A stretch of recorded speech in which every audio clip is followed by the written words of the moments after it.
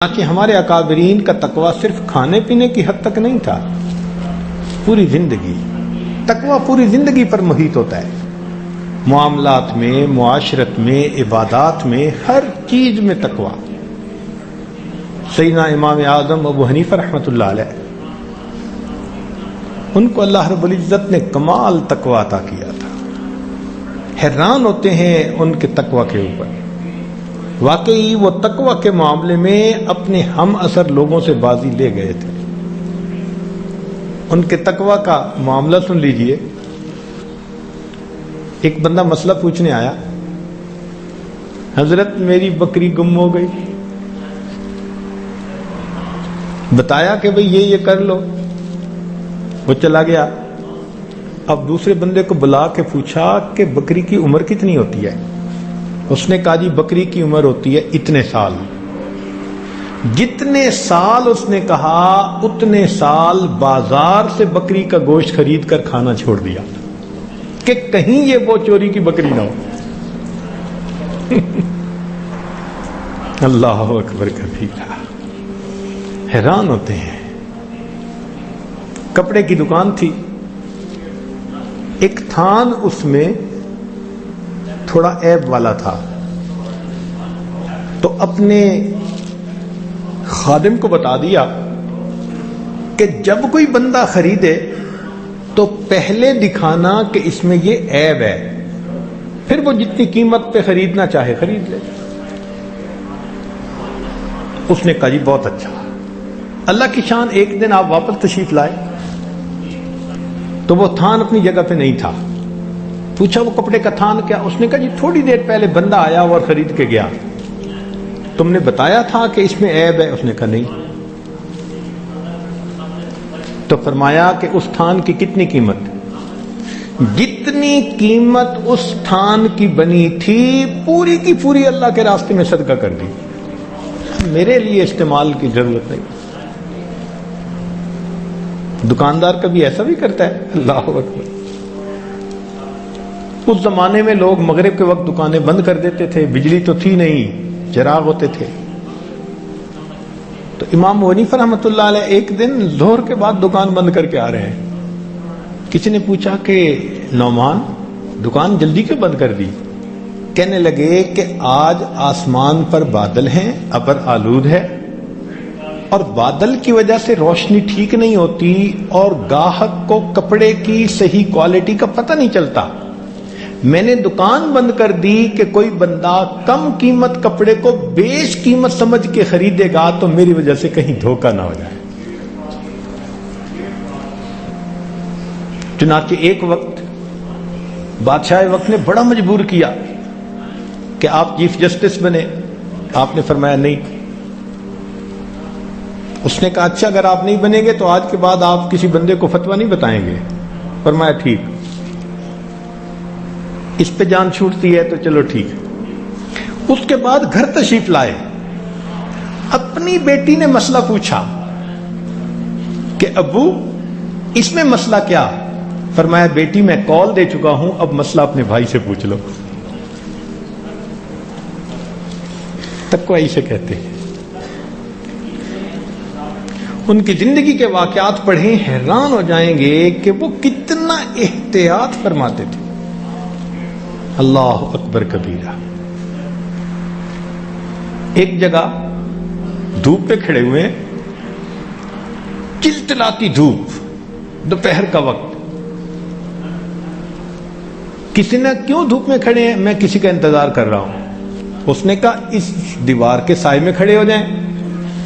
کہنے لگے جس بندے کا یہ گھر ہے اس نے مجھ سے قرضہ لیا ہوا ہے، اب میں اگر اس کی دیوار کے سائے میں کھڑا ہوں گا تو کہیں قرضے کا سود نہ بن جائے کہ میں نے اس قرضے سے نفع پایا۔ یا اللہ۔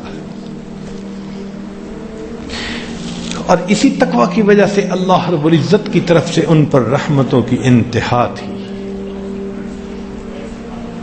یہ چیز صحابہ رضی اللہ عنہم نے نبی علیہ السلام سے سیکھی۔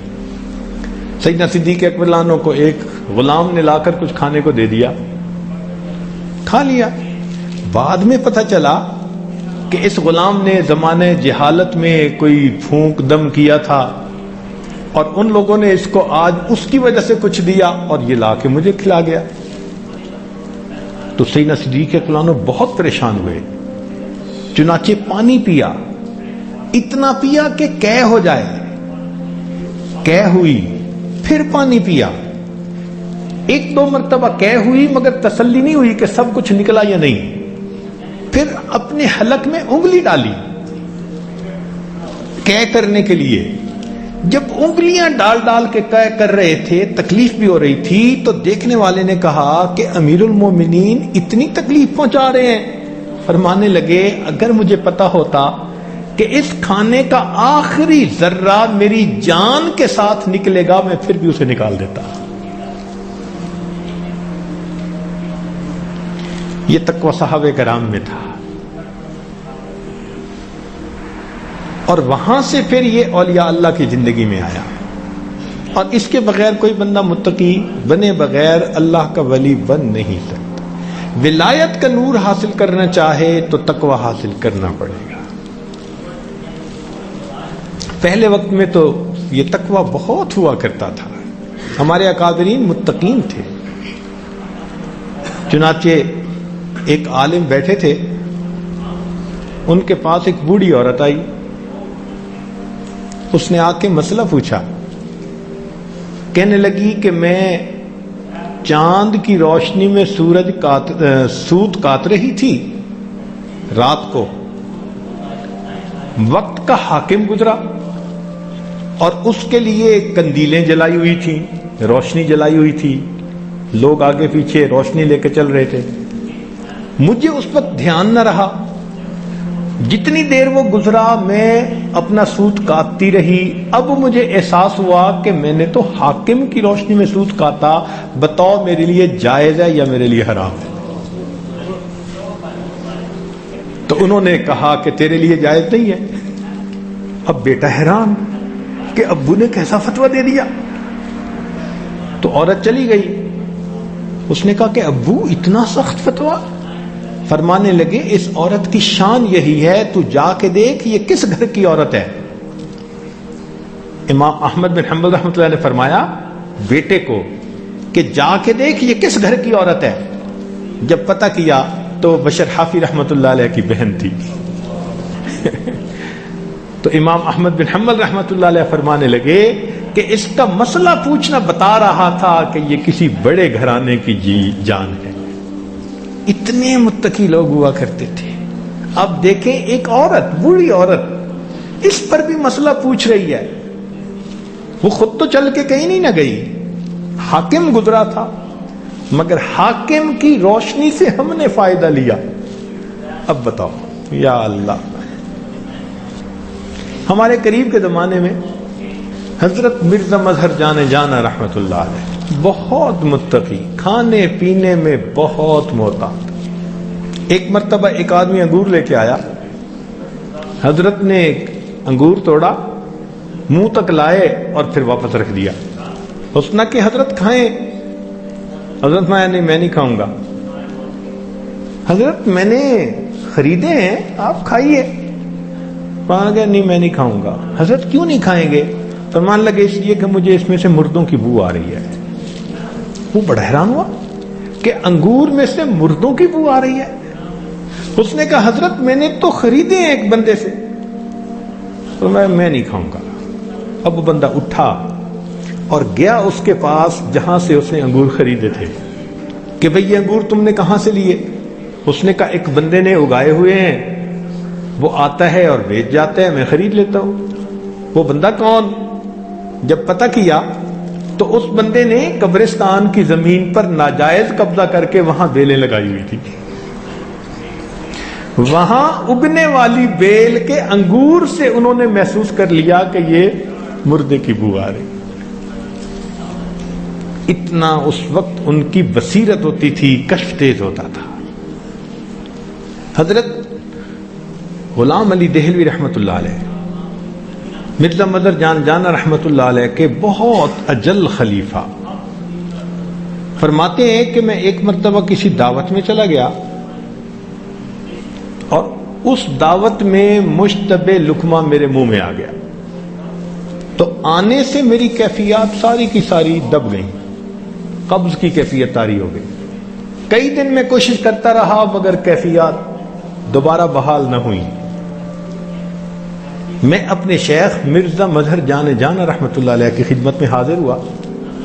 میں نے کہا حضرت اس طرح مشتبہ کھانا کھا لیا اور مجھے بعد میں احساس ہوا میری کیفیات جو ہیں وہ دب گئی ہیں۔ حضرت نے فرمایا کہ روزانہ میرے پاس آیا کرو، میں تمہارے اوپر خصوصی توجہ ڈالوں گا۔ فرماتے ہیں ایک مرتبہ مشتبہ کھانا کھانے کا وبال یہ تھا کہ میں 40 دن ان کی صحبت میں گیا۔ حضرت ایسی توجہ ڈالتے تھے، ہاتھی پہ ڈالتے تو برداشت نہ کر سکتا۔ اس کے بعد اس لقمے کی ظلمت میرے سینے سے دور ہوئی، 40 دن کے بعد۔ ہم نے کبھی کھانا کھاتے ہوئے دیکھا؟ یہ کھانا آیا کہاں سے ہے؟ حالانکہ یہ فرض ہے، شریعت میں فرض ہے کہ کھانا کھانے سے پہلے دیکھے یہ حلال ہے یا حرام ہے، یہ فرض ہے بندے پہ۔ ہمارے گھروں میں ہوتا ہے ٹریش کین، جو چیز ہے اس کے اندر ڈال دو،